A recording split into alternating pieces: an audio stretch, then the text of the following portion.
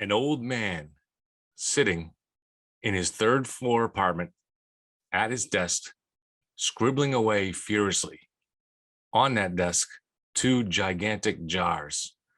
One of them is filled with Kennedy half dollars. The other one is filled with human teeth. Tonight on the Daily X.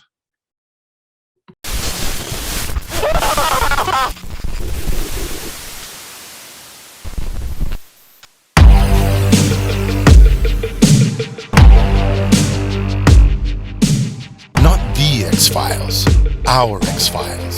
Welcome to our X-Files Vault. Regular people talking about unexplained phenomena.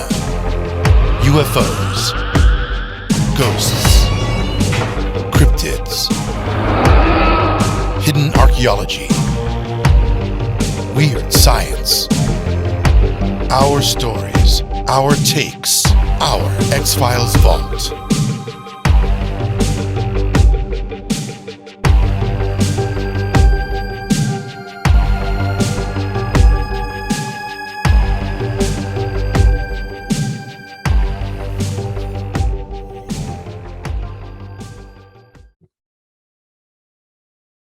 Hey, everybody. Thanks for joining me on the Daily X, where my story is not yet over and I have stories to tell. So today I have a story that is probably more in the creepy range, maybe a little bit disturbing. As I mentioned in the intro, it has to do with an old man and a jar of teeth. The main story, before I get to that, just even thinking about the teeth aspect of it brings up another story. This one's a little bit older, shorter. So when I was 6 years old, growing up in Lawrence, I had a friend who lived 4 houses up from me. And in his backyard, there was right adjacent to his backyard was a square plot of land that nothing had ever been built on, as far as we could tell. Not a very big plot of land. And I think the reason they never built a house on it was because it didn't have a driveway access. But anyways, me and my friend had the strange idea that 6-year-old boys might get that there might be buried treasure somewhere in this plot of land. I don't know why we had that idea. So we started, in fact, not thinking about it now, it's even a little strange that we would get this idea out of nowhere.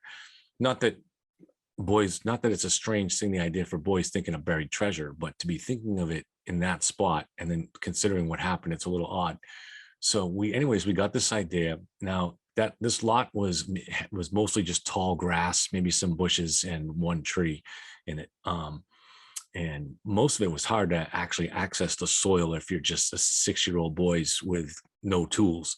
So there were some dirt paths in it though. So we chose one particular spot along the path, and we're digging with our little hands. Within minutes, I found a human tooth, and I was all excited about my find. And I grabbed the tooth and I ran all the way home. And I was like, "Mama, look what I found!" And she was like, "Oh, get that out of here," So whatever we did, threw it out or something. I went back to right back to join my friend, and we started digging again. And again, we couldn't dig very much. We're just little tiny kids with no tools. But amazingly, within a short, and plus, kids have a short attention span too. They're not going to dig very long. But within, I would guess, is minutes, I struck gold again, or not gold, but it was treasure. A 2-cent coin dated from 1864. One of those 2-cent pennies. I think it was a penny. So I didn't strike gold, I struck copper. But still pretty cool. I had, obviously never had anything that old before, So that was always struck. And I took that home and I held on to that coin all these years. A few years ago, I gave it to my niece, and I had it I never really added up or thought of what else might have been buried there. Just had it in my head that there was a tooth and an old coin, and it was a cool story. I didn't really think much about it. And then as soon as I told someone else that story, the first thing that came, I could see in their eyes before they even said it, like, what else is buried there? There could be human remains there. So if I could get access to that field, which I can't because you'd have to trespass through somebody else's yard to do it, it would be great to go in there and I remember where the spot was. It'd be great to just dig on that spot and see if there are some kind of remains there. Who knows, or at least go in there with a metal detector or something. But, just to get an idea for that area, it was right. So if the coin was from 1864, so around that time, 1860s, 1870s, and all the way up into the 1950s, there were no houses there. It was all farmland. As far as I know, there was no houses. And in fact, at that point, that land was owned by the railroad, a huge tract of land in that part of South Lawrence. And then after World War II, they started building all those houses there for returning GIs. But anyway, so who knows what's there now? It'd be great to get back in there and take a look at it. So back to the main story. So now go forward to I'm about 12 years old, and me and my sister's a year younger than me. Our mother had a friend that lived down on South Broadway, which was about a mile from my house, and her friend owned a gift shop. So every once in a while, she would give us a few bucks to go down to the gift shop. Now, there was nothing in this gift shop that would interest kids. But I guess, just the idea that you can buy stuff when you're that age and you don't have really any money, and it gave us something to do. I'm sure it got us out of my mother's hair and supported her friend a little bit. And her friend would have to probably look around and find something that kids might be interested in. So we'd go down there. Well, one time we went down, Paula said to us, the guy that lives upstairs needs someone to run an errand for him for a few bucks. We're like, okay. So we went upstairs. He lived in the third floor. I guess he came with the apartment when Paula had bought the place. And he never left the apartment, apparently. I think that's what Paula had told us, or told my mom. I don't know. We eventually got that information. So we went up the stairs, knocked on the door, thought we heard someone say, come in, went inside. And there is we couldn't see his face. There was this little old man. You could tell he was old, sitting at a desk, scribbling away with a pencil or something. He was wearing a fedora hat. It was really cold in that apartment. And this was winter anyways, but it was extra cold in the apartment. But the weird part was, on that desk were two giant jars. One was filled with coins, which we later found to be all Kennedy $50. And the other was filled with teeth. So my sister was pulling me, let's get out of here. And so I'm just kind of still standing there resisting it. And finally, just when I started to pull away to leave with her, without looking at us, without turning to look at us anyway, the old man just slapped some coins down on the desk and just said one word: milk. He wanted milk. So I pulled away from my sister and edged my way towards the desk. And this guy just kept scribbling the whole time, even as he had put down the coins. His hand never stopped moving. And, so I'm nervously approaching the desk, and, it was a little guy, you could tell that, but still, we were just kids, but it was creepy. When I got close enough, I maybe tried to get a quick glance to see of his face, but he was under the fedora and he was all in shadow and just didn't really look. So I just snatched those coins and I was gone. So we went across a couple blocks away. There was this place called Robert's Supermarket, and we were able to grab some milk from there. And I went back, and so I'm like, here's your milk. And he was just still sitting in the same spot, just scribbling away. And so I kind of just slowly went in and I put the milk down on the desk that he was writing. And then I put the change down. He had paid the money he had given me was all Kennedy $50, all 1964 Kennedy $50, which didn't mean anything to me then. But later I would come to understand that those were the last year that $50 were made of silver. So they actually are worth something. If you own any of those $50 now, they are worth still some money, depending on the price of silver. They melt them down for the silver. But that's apparently all the coins in his jar, every single one, was a 1964 Kennedy $50. Well, he still writing all while he took out some more Kennedy $50 and put them on the pile with the change that we returned, and just kept writing. So I understood that was our pay. So I took the $50 plus the loose change, and we left. So that's where the story goes up to then. But then now my dad used to drive us down that street fairly regularly at night, going this and there. And I noticed that no matter what time of night, now we probably wouldn't have been out later than 9, the light was always up in that apartment. And I just imagined this guy just sitting there scribbling away. And it was like, seemed like that was kind of all he did, you know? Well, a few weeks later, my mom gets a call from Paul saying the old guy needed someone to run an errand again. So this time I went back by myself. I went before school, and I'm thinking, I can go run the errand right after school. And it went pretty much the same way. I went up there, the door was open. I went inside and he was still scribbling away at his desk and he just said milk. Okay. And I grabbed the coins and I went off to school. And uh, so that day at recess, we used to play. Most of the boys in the school were involved in whatever game was being played. It would change based on the season, from football to kickball to some form of baseball or something like that. But the strange thing about our little world there was that it was always the same two teams. There were like two groups and it never changed. 6th grade, 7th grade, 8th grade, it was always the same two teams playing. And the team that I was on always lost. I mean, literally 100% of the time.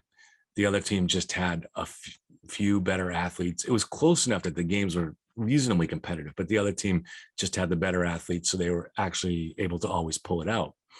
In fact, even the nun that we had in the school, Sister Cecile, was very bothered by this. Sister Cecile was kind of a tomboy and she could come out and join the games once in a while, but she hated this idea that we were almost like a two-class society there, where we had the guys on top and the guys on the bottom. And so one day I remember in class, she was just kind of going off on a harangue about it in front of this is in front of everybody in the class, not just, and she's like, I don't understand why you do it, why you can't mix things up. And finally, after like a 5-minute harangue and that, she turned and looked at me and she goes, Kevin, why can't you just switch up the team sometimes? I don't know why she chose me, but I just said to her, well, because that would take too much time. Because I mean, the truth was, recess, you only get whatever it is, 20 minutes, a half hour. You don't want to waste 5-10 minutes choosing teams. You want to get right to the game. So it actually was convenient. So yeah, we'd rather be on a team that had a little bit more, that was a little bit more fair, but who really cared, the main thing was being able to play. Whatever it was acceptable. So anyways, on that particular day, though, something unprecedented happened. There was a tie at the end of recess. And if you know anything about boys, at least in my day, maybe it's different now with scoreless soccer and stuff, but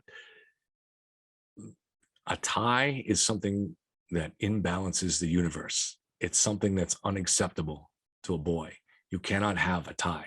It has to be resolved in some way. And so that's how it was there. And we decided to do something that also was unprecedented. We decided to meet after school, wait till everybody left, and then continue the game. We just never did that. So, which was kind of, when that time came and we did it, I remember it was a winter. There was snowflakes in the air, and you had to kind of wait in the nearby and wait till everybody had left the school. And then that probably 15, 20 minutes later, everything was clear and everybody's gone. And then you could just go into the yard and continue the game. But you feel like you're doing something. It was exciting and risky because you're now technically trespassing. You're on property that you're not supposed to be on. So we were doing something that we had never done before. So it was kind of cool. So we decided the rule was each team was going to get 5 possessions, and whoever was winning at the end. If it was a tie, I guess you'd each get one more or something like that. I don't remember. But so I had these, and I still had these Kennedy $50 in my pocket that the old man had given me. And, strangely, they almost felt like they were bringing me luck. Like there was something unusual about those coins, that weird things were happening that day. And the weird things continued in that going into that last possession, the other team had already had 5. We had 4. We were in our last possession. The game was still tied. And we actually had a chance to win. All we had to do was score, and we were going to win. And I was the quarterback, so I just had to make sure I didn't throw an interception or do something to blow it. And we actually had, you could feel this tremendous pressure that we actually had a chance to win it. But before we got to settle it, Sister Cecile, who lived in a nearby convent, got word of this and came storming out and busted up that game with a vengeance. So we had to leave. And a lot of the boys kind of lived in the same direction. So we were all just kind of walking home, eventually, breaking up. Well, in all the excitement of everything that had happened at that point, I had forgot about getting the old guy, his milk. So I got home and feeling, at some point I did remember maybe, around supper time, and I felt awful. Because I still had this guy's, his coins, and I hadn't got him his milk. I felt awful about it. And I thought about asking my dad, can you give me a ride to the store and to the old guy's house, which is what I should have done. But, then at that point, then my dad would have said, well, why didn't you take care of this like you were supposed to? And as a boy, that's what I was trying to avoid, was having my dad say you were irresponsible. As a boy, you spend a large part of your existence trying to scheme your way out of trouble. You get into trouble, and then you have to scheme your way out of it. You don't mean to get into trouble necessarily, but you just do. And then in hindsight, it doesn't look like big trouble, but to your mind back then, you're thinking, I got to figure out a way to get out of this. So my way was, I'm just going to somehow get out of my house early in the morning and go to a store 24, which there was one about a half a mile from there, and then bring the old guy his milk. And of course, it seems stupid because the guy's probably asleep, right? But in my mind, this guy didn't sleep. This guy, all he did was his whole existence was to sit there writing, and he'd been doing that for years. I know that seems crazy, but to my child's mind, that's what was in my head. So that night I could barely sleep, and I left actually even earlier. Somehow I got out of the house before anybody else was up, and I did walk to the store, and there were snowflakes in the air. There was more than a dusting on the ground, maybe a half inch of snow.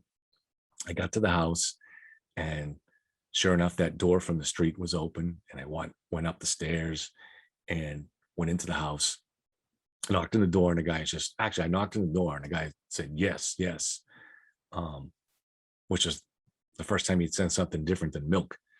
When I opened the door, and I don't think he was expecting for it to see me.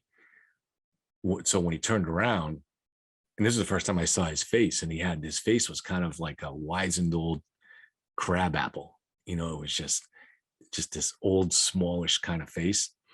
But in his eyes, I could still see his eyes were kind of like, his eyes have that foggy color that someone really old can get. But there was panic in them when he saw that it was me. I mean, it was just absolute panic. And he jumped up way faster than I ever thought he could. And ran over, snatched me away from the door, and shut the door shut. And then he stood there scratching his head, like trying to figure out what to do. But he was clearly in a panic mode. And before he could decide what to do, he heard we heard the door open again from the street. So because you could hear maybe, I think, a truck go by right outside the door, but we knew the door had opened. And then we heard footsteps on the stairs. Now he was even an even bigger panic.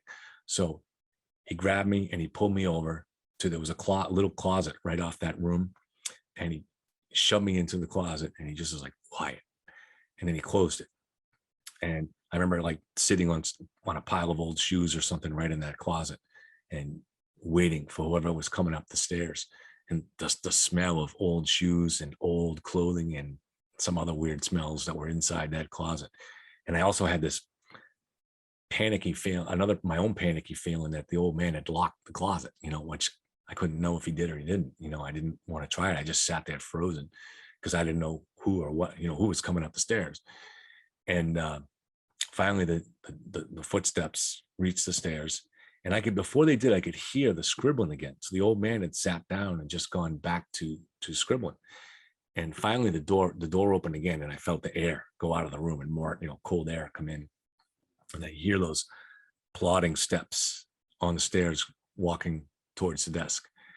And then I hear something dropped on the table. And then I hear change, like from my hand in the change jar. And I hear kind of a grunt. And then this foul smell reached me from underneath, like way worse than the mildewy smells that were already in that closet was this other smell that reached me from outside. Um, and then I heard the slow steps retreating towards the door, and then finally the door closing. So, and then I even could still, even though I was in the closet, could hear the steps on the stairs. So still not sure if the door was locked. I couldn't wait. So I pushed it open and I came out. And the old man was looking at me and he just held a finger up. Shh. He didn't want me to make a sound. And so I stood there quietly and just quietly. And the old man just sat there in the chair, turned around, looking at me like this. And then finally, there was a point where I heard the door again open outside and close. And I knew whoever it was had left. And the old man held his hand up for me to wait.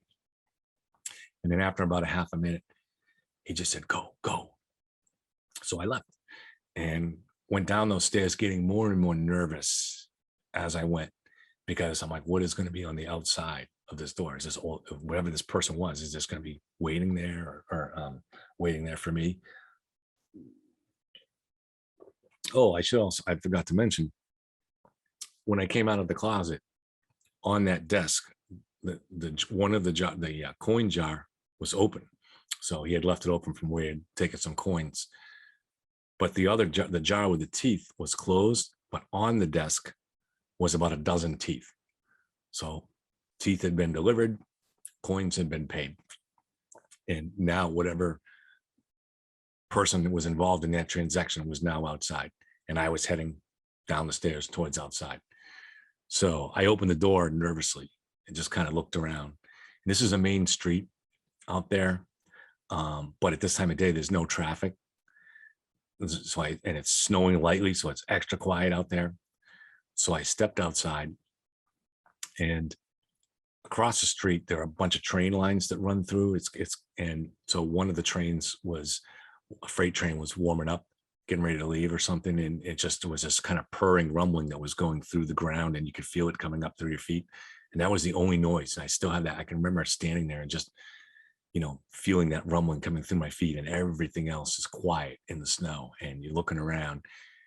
So I'm like, all right, I don't see anybody. I didn't see anybody. So it's time to move on. So I start walking, but then after a couple of steps, I look down for the footprints, and the only footprints that were there were mine from when I got there before. And then from the ones that I had just made now. I don't know. So I don't know how whoever it was that came in didn't manage to leave any footprints, but they didn't. So, end of that part of the story. So I go home, and that's it for that. I had, obviously, there's no way, if Paula called again, I was ever going into that old man's house again. I don't care what he was going to pay. Well, a few weeks later, my younger brother, who is 6 years younger than me, lost a tooth, and he was of the age where he still believed in the tooth fairy. So sure enough, and no, we shared a bedroom, me and my brother. And so when he fell asleep, even though I didn't believe in the tooth fairy or anything like that, after all my weird experience with teeth, I was like, I'm not taking it. I don't know I just wasn't comfortable with anything about this. So I reached under his pillow, took out his tooth, and left a dollar bill underneath there. And I knew obviously my parents were going to come later. We were both asleep, and take the tooth out and put whatever they put under there. My brother was kind of spoiled, so probably a 5 spot. So this way, at least my brother would wake up with a 5 and would put $6 instead of 5. But I got rid of that too. I chucked it out the window, just right out into the snow. Well, end of story, right? Not quite. So a few months go fast forward into spring. So on the recess playground, we moved from football into kickball into baseball, and the weather gets nicer and everything is in bloom. So I forget if it was spring or actually might have even been early summer. A pleasant Saturday afternoon, we were playing wiffle ball in the yard, and I was on defense, and somebody whacked a shot off the house or into those bushes next to the house. And the way the rule was, you dive under those bushes. If you can find the ball and get it out while the kid's, before he scores, you can still get him out. So I dived under there, and I'm looking for the ball, and I see it, and I'm all set to grab it. And then what do I see? lying there. Now, right above was my bedroom window. And you're probably going to think that what I saw there was my brother's tooth. But that's not what I saw. What I saw there was a coin, a Kennedy half dollar, a Kennedy half dollar dated 1964. So that's another story from my youth. If you like any of these stories, please click subscribe, comment below, add your own stories, and join me here regularly for the Daily X. Thank you.